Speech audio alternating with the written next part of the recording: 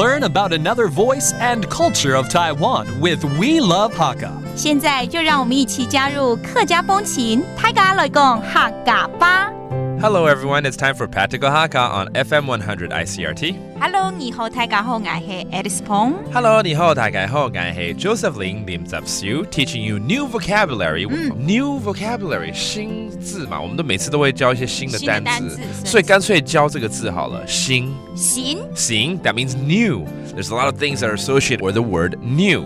新，比如说我们电台有新闻嘛 ，news. How do you say that? 新闻 Okay, that's the news.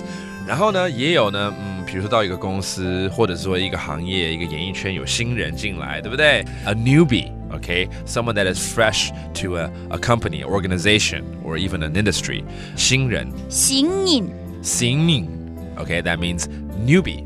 All right. 那海陆腔新人，姓宁 okay, that's a different dialect for a newbie. 姓宁。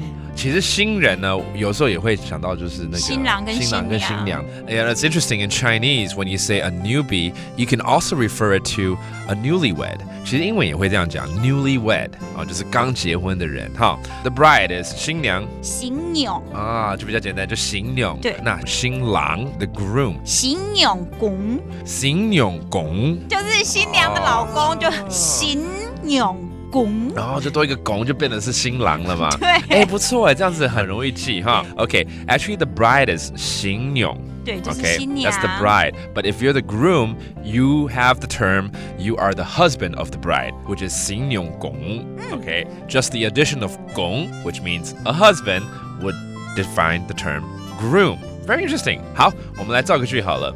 通常到一个婚礼会说，你是新郎的朋友还是新娘的朋友？因为在合请的时候就会讲，你是谁的朋友？对，或有的时候呢，可能是两方的朋友都是嘛，哈。